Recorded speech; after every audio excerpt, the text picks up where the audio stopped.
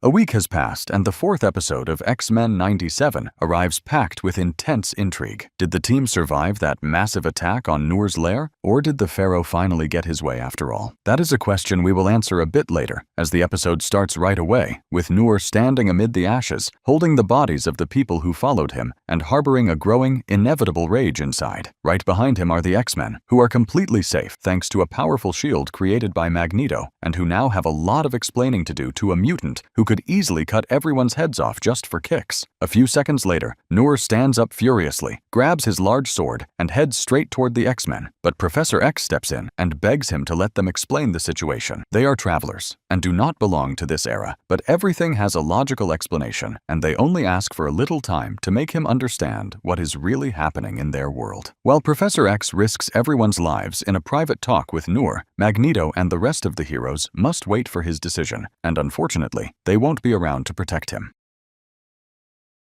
If for some strange reason the young man decided to chop off his head, they wouldn't be able to do absolutely anything about it. As for the rest of them, they are arguing over whether Eric's decisions were actually the right ones, but Rogue is going to back him up. She knows very well that he has good intentions, and if his plan works, they could return to a future where everyone who perished in Genosha is still alive. At that exact moment, a vote takes place among those present, those who want to go back home versus those who agree to stay and follow Magneto's plan. But he makes the choice for everyone. He uses his power to rip the bracelet away from Bishop and destroys it, leaving them all stranded here. He then assures them that the hidden temple the Pharaoh is searching for holds the energy required to repair the bracelet. So now, everyone is forced into this situation together. They will be able to go back once Noor is on the right track, and not a moment before. Luckily for everyone, Noor is willing to listen, has lowered his sword, and will allow the professor to enter his mind. The first thing Charles can clearly see in the boy's mind is how his mother abandoned him in the desert, and how after that he was chained up and judged for being different, even sold and cruelly humiliated. Every night, he slept completely alone in the cold because nobody wanted to go near him, but his immense strength quickly made him a favorite of the pharaohs, not because they wanted to be around him, but because they used him to build their great pyramids as the most useful slave of all. At the end of his journey through Noor's mind, Charles manages to see a constellation, one he had already seen before in the pharaoh's mind, and now they know that the hidden temple is located right beneath it on the map. Having convinced Noor to back them up, the team sets off on the long journey toward that place. But some remain skeptical, like Bishop and Nightcrawler, who believe that gambling the fate of humanity on just one man is way too risky, and altering the course of time never turns out well. After several days on camelback and cold nights across the desert, the constellation they are looking for appears right ahead in the sky, and at the exact moment they enter its line of sight, the hidden temple appears, so they decide to rest there for the night. That night, the mere thought of sleeping doesn't cross Rogue's mind, as she sits in front of the campfire and tries to convince herself one more time that giving her vote to Magneto was the right decision for the group. A few seconds later, Noor appears before her, confessing that sleep is something he hasn't experienced in a very long time, and asking her if she is excited about being able to return home. Rogue confesses to him that she would be more excited if someone were waiting for her, but unfortunately, that's not the case. She lost a very important person in her life, and this trip promised to bring him back, but now she doesn't know what to think. She then asks Noor if he was ever in love, and he begins his painful story by saying that his mother, the person who was supposed to love him, abandoned him in the desert. Since that terrible day, everything has been a loss for him, and he is only used to pain. So no, he doesn't know what that feels like. And Rogue walks away, telling him she hopes he gets to experience it someday, for the sake of all humanity. At the same time that's happening, the Pharaoh is putting on a massive helmet that causes a huge turbulence that even Charles can feel, waking up startled. So he uses his powers to do a quick scan that allows him to see a hidden chamber inside the temple, where time and reality are drastically altered. There, Pharaoh Ramatut is waiting for him, telling him this isn't the first time they've met. In fact, he has many well-known names: Kang, Nathaniel, Victor. In every single era, there is always a Charles Xavier, and there is always a Ramatut.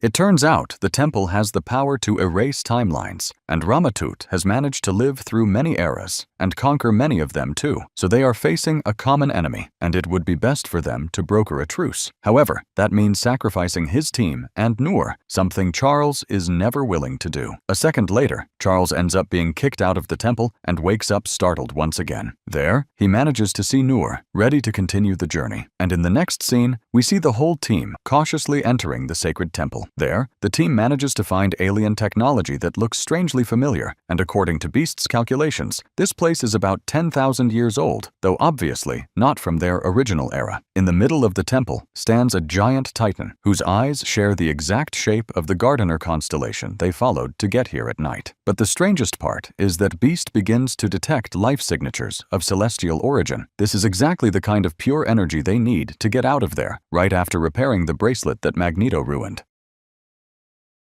Bishop asks Beast to guide him to that place right away, and Magneto knows perfectly well what his intentions are, to get them out of there and completely forget about the plan they have. So he proposes they split up. Some will go for the energy, and others will go after the Pharaoh. That way, Bishop won't be able to take everyone away before his own purpose is fulfilled. But at this exact moment, Noor confesses to Magneto that he doesn't trust him. From the very beginning, everything he said was a lie, so that's why he prefers Charles's company. The best Magneto can do now is honor his promise to his peers and take them home. But as far as his destiny with Noor goes, the position is no longer available to him. Against all odds, Bishop decides to leave the fate of the bracelet in Beast's hands and walks alongside the professor, who follows Noor closely, while the rest quickly leave in search of that mystical energy that promises to bring them back home. As the teams split up, we get a very clear look at just how colossal the temple is and the giant titan resting inside it. The strangest part of all is that some sections of the temple look extremely old, but as Beast gets closer and closer to the energy, the team gets a strong feeling that they have seen this before. And when they finally manage to reach a control panel, that's when Beast realizes what is actually going on. They have already been here, but not in this era, rather in their own, revealing to the team that they are aboard the starship created by mythical beings from beyond the stars. When the team realizes this, the entire room lights up completely, and the control panel displays strange glyphs on the walls, activating an advanced AI that immediately greets the team. However, that is not good news, since Beast perfectly remembers that in their time, this ship was a weapon used by Apocalypse. At that exact moment, we cut back to Noor and the rest, who have reached the central chamber, where they can clearly see images on the walls of Apocalypse, the ultra-powerful being the boy is destined to become. Bishop thinks it's extremely strange that Noor is guiding them with so much confidence, as if he already knew this place from before, and he confesses that it's strange to him too, but he feels as if something superior were guiding him. This is where Charles notices something bizarre on the walls, where he manages to see not only Noor, but also himself, Magneto, and the rest of the X-Men, as if in an ascension ceremony that is possibly about to take place. At that exact moment, Noor realizes that he can see his future, his present, and everything fate has in store for him on the walls. Realizing this, Charles uses his mental power to tell Eric to hurry up, since things are about to go terribly wrong. Once Noor finds out that they have come not to help him, but to stop him, the battle lines are clearly drawn, and Bishop immediately draws his weapon to complete the mission's objective, one way or another. But Bishop's shots can only tickle Noor, who quickly knocks him down and mercilessly throws him into the void, from which he won't be returning anytime soon. Right after that, he grabs the professor by the neck and admits that he tried really hard to shape him like his X-Men, but he also said that Noor would have the power to decide his own destiny, and that is exactly what he is doing now, choosing to become Apocalypse. With an evil laugh, Noor walks away and keeps moving toward the center of the machine, where he is welcomed by a new kind of cosmic energy, repeating over and over again that he has been the one and only, the fittest to survive. A strange kind of sand begins to rise from the floor, channeling for a few seconds and creating a massive metallic head shaped like a doorway, inviting him to step inside immediately. Charles tries to beg him to resist the dark force pulling him in, but it's a bit too late for Noor to believe him. They have been lying to him this whole time, and that is what has led him to fail. Before Noor can enter the chamber and touch the energy crystal, Rogue appears out of nowhere and lands a brutal punch that sends him flying far away. The rest of the X-Men arrive a few seconds later, and Charles sadly confesses to his friend that they have failed. However, Eric tells him that they still have a chance. Maybe they didn't manage to convince him to take a different path, but he is not yet the invincible villain he is in their time. Noor emerges from the void a few seconds later and fiercely lunges at the group. At that moment, Bishop charges a massive amount of energy from his chest and shoots at him, but once again his attacks are completely useless, and he gets beaten up. Magneto is next, using everything he has to try and stop him, but Noor delivers a headbutt so hard it knocks him out instantly. He then grabs his body by the neck and tosses him away like a simple bag of trash. Eric is thrown with so much force that he hits a statue and can't get back up. As for the others, Noor decides to completely ignore them and walk back toward the sanctuary to fulfill his destiny. However, Rogue and Nightcrawler are still left, and they are fully prepared to stop him. The boy teleports right behind Noor's back and manages to pull him a good distance away from the sanctuary. But at that moment, the villain tightly grabs him by the wrist and breaks all his bones, managing to catch him by his cape and then slam him against the ground. The blow is so devastating that the boy can't do anything, and Rogue also takes a direct hit to the chest, causing her to drop to the ground immediately and not get back up. Now that there is no one left to stop him, Noor jumps back toward the sanctuary to fulfill his final destiny. After placing his hand on the energy stone, it begins to overload so intensely that no one can get close to it, and a few seconds later, a massive wave of pure energy sweeps across all of Egypt. The next thing Noor can see is the Titan speaking to him, telling him that all creation is born from destruction. Every end brings a beginning, and that is why, from this exact moment on, Noor will be the end of things. Until the end of time, entire armies and constellations will dream of his death. He will be cursed and feared, but all of creation must crash against the eternal shore. A few seconds later, when he accepts the bond, the power rock shatters into a million pieces, and they fly toward his body, building the trademark armor we all know very well. Beast appears a few seconds later to tell her it's time to get out of there, but Rogue is fully determined to stay and defeat Noor in this time. However, they just don't have the strength, and the only thing they have done is make things worse.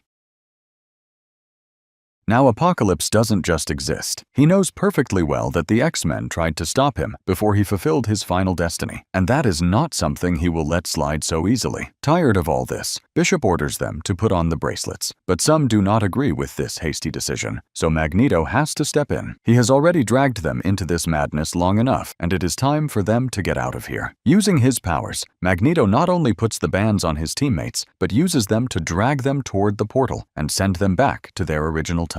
The only problem is that Charles clings to his cape, delaying his mission. A second later, a huge explosion of pure energy occurs, and Apocalypse steps out of the chamber to face Magneto and Charles, who unfortunately did not make it into the portal in time. From the cloud of gas, Apocalypse emerges charged with energy and protected by a massive shield that prevents the X-Men from doing anything. And not only that, Noor can alter his height as he pleases, and he has full control of the ship, managing to fire up the engines and proclaiming that the Pharaoh will be the first to feel his wrath.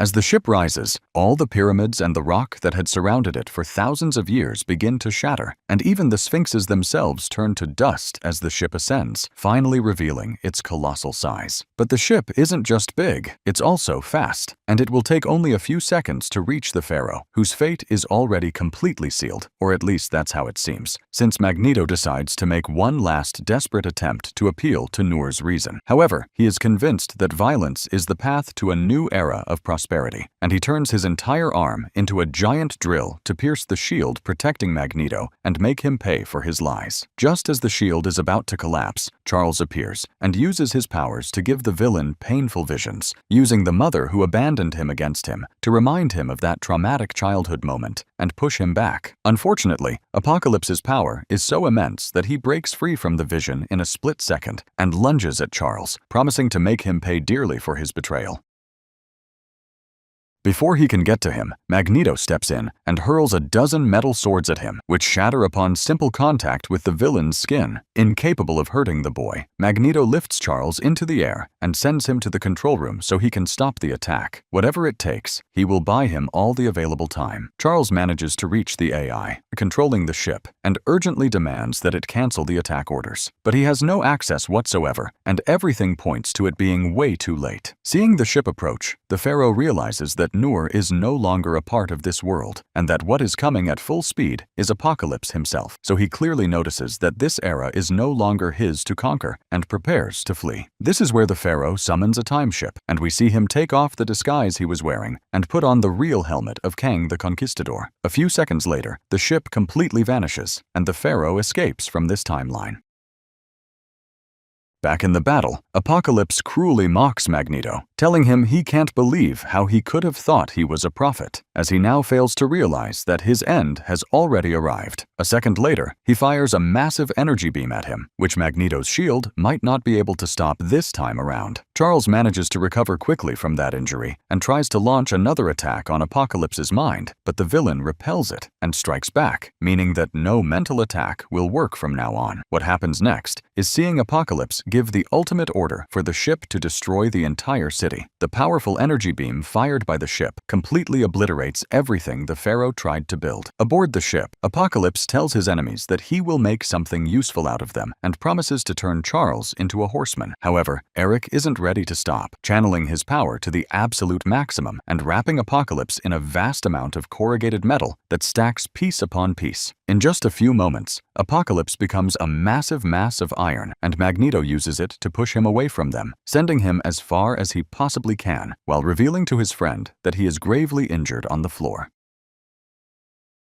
But there is no time for him. Every living being in the city will be completely wiped out in the next few seconds, and there has to be something they can do to stop it. Outside, the massive supernova that destroyed the pharaoh's castle begins to create a small black hole that is sucking in everything around it, growing bigger with each passing moment, with every single second. The bad news is that the ship only obeys Apocalypse, and they will have to find another way to save the city. At that exact moment, Eric says goodbye to his old friend and tells him to honor his memory with actions, not tears. Before leaving, Magneto surrounds Charles with a metal shield to protect him from the debris, and then heads out to the surface, where chaos is spreading through the hearts of all the villagers, who are witnessing a massive eye of destruction swallowing everything they own. Before it's too late, Magneto uses his power to create a huge shield around the eye, trying to make it collapse into itself. At that very instant, we see how the iron capsule he created containing Charles ends up landing far away from the city, completely out of harm's way.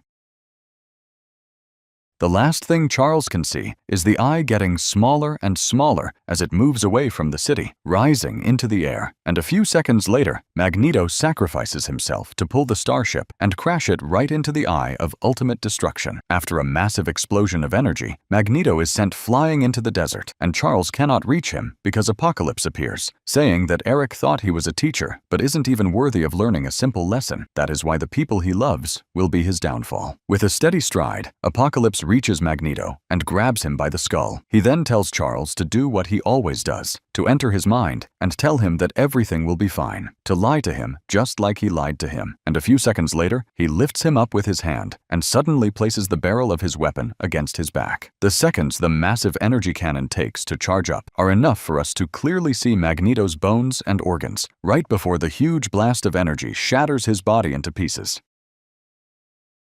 In the end, the only thing left is his helmet and Charles's tears, knowing he could do nothing to save his best friend. The next thing Apocalypse does is walk toward Charles and place his foot on his head, but a second later, he repeats the greatest lesson Eric ever left him, telling him that only a coward takes pleasure in stepping on ants. So he moves his foot aside and lets Charles survive alone. The team returns a few hours later, and Bishop can only find Charles alone in the sand, deeply grieving and shedding tears for his friend. So he places his hand on his shoulder and takes him back to the 90s, ending the episode with the tragic death of one of the greatest X-Men to have ever lived.